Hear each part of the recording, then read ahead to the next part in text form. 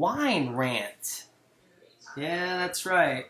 The whiskey's gone, so wine rant. Stand by.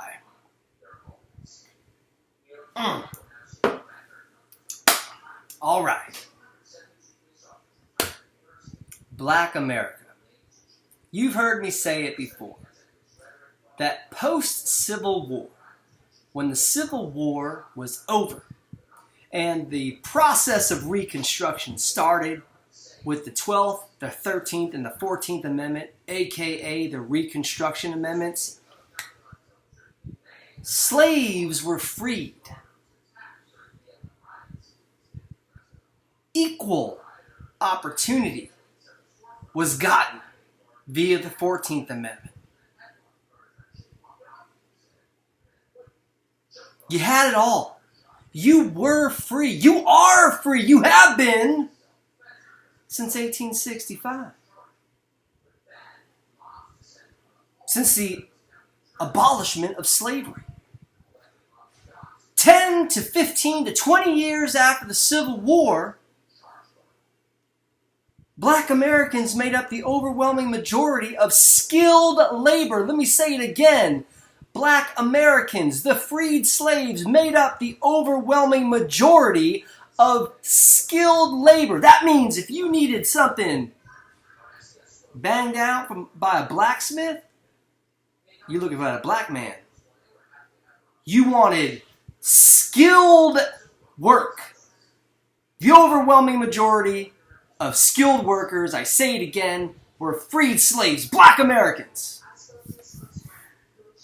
You accumulated over 74 million acres in land. You opened banks. You opened businesses. You came together as a community. You created things. You were stakeholders in America. What happened? Today, we have leaders, the poverty pimps, the victimization pimps, aka Al Sharpton, Jesse Jackson, BLM, almost every motherfucking Democrat out there, including Joe Biden. They're gonna put you back in chains. Shut the fuck up. The Democrats have been working very hard since the days when slavery was abolished, where the chains, the physical chains of slavery, of bondage, were ripped away from the ankles of slaves. And instead of those chains, Democrats have sought to enslave Black Americans, obviously not by bondage, but by intellect, controlling the way Black Americans think.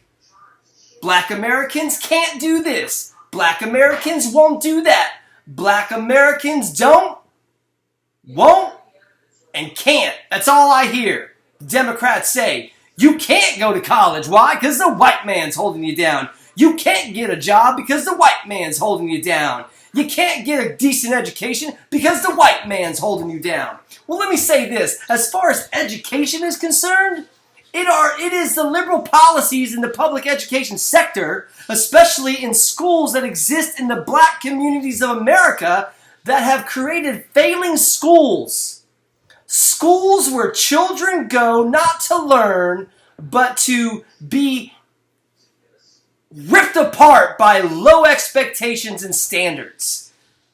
Somebody said it right. I believe that it was, it's a saying called the soft bigotry of low expectations. And that's what exists in every school, public school, in Black communities. I wonder why that is. And yet kids in the Black community are constantly told that they can't, they won't, they don't.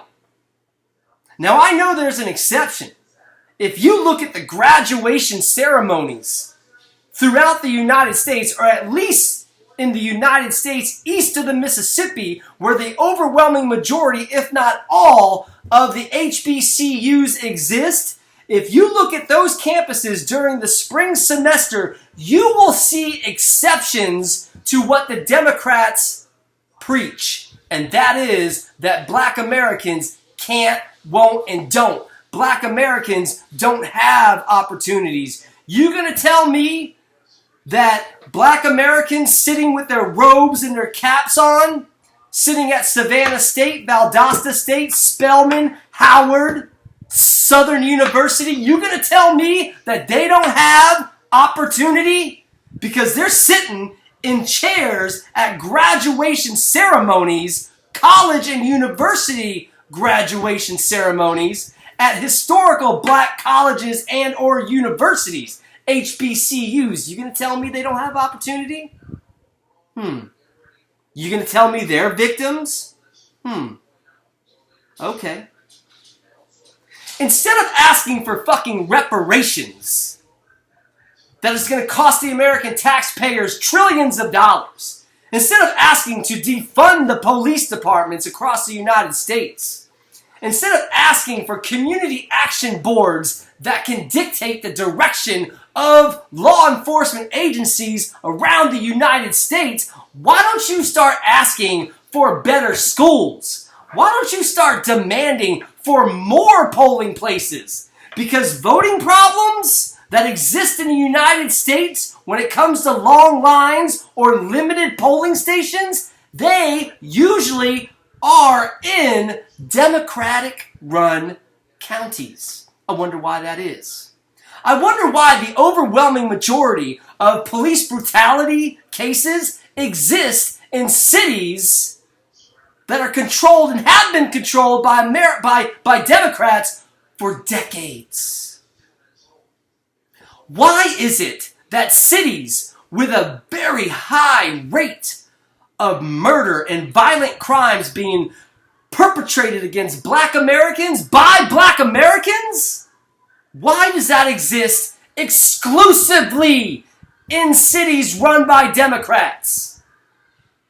Why are failing schools that are populated, majority speaking, by black children, why do those schools exist in black-run cities? Why are those school districts dictated and controlled by black Democrats or Democrats in general? Why is that? I wonder why that is. So again, instead of asking for reparations, let's ask for better school programs. Let's ask to fire every motherfucking administrator at a failing school. Let's fire every fucking teacher who doesn't do their job, who keeps telling these black children, you can't, you won't, you don't. Until we get to an education system in the black community that is predicated on preaching empowerment instead of victimization, until we get to an education system, K through 12, that preaches that black children can, black children will, and black children do, until we get that, shit ain't gonna change. I'm not worried about the broken family. You're gonna tell me that black families don't have fathers? That's fucking bullshit. Yes, there are broken families in the black community, but they also exist in the white community. Alright? Unfortunately, the government, the liberal controlled government back in the day, post-Civil Rights Act of 1964, made it profitable for black families to dissolve and become led by mothers who get more money by having more children. When you put that in motion, of course it's going to fester. Why aren't we looking at the failing school systems? Why aren't we putting vocational programs in black communities?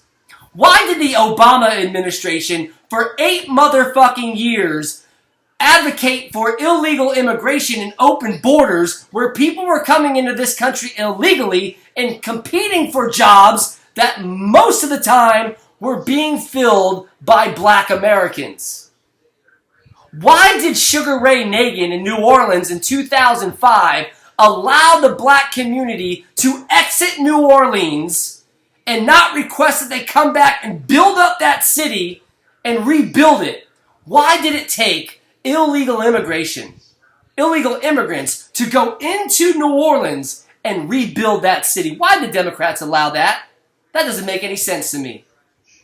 And then you wonder why the Latino population in New Orleans has exploded since 2005. Not so much the chocolate city now, is it, Ray Nagin? These are the issues. Police brutality is a problem in America. But the bigger problem is black on black crime. The bigger problem and the biggest threat to black Americans in this country ain't the police. It's other black Americans. Thousands of black Americans are killed by other black Americans every year. Look at Chicago, look at Detroit, look at LA, look at Baltimore. Look at the Democrat-run cities, look at their crime rates, and then ask me or tell me how Democrats are not responsible. I don't know. These are questions. Wine rant. Go on.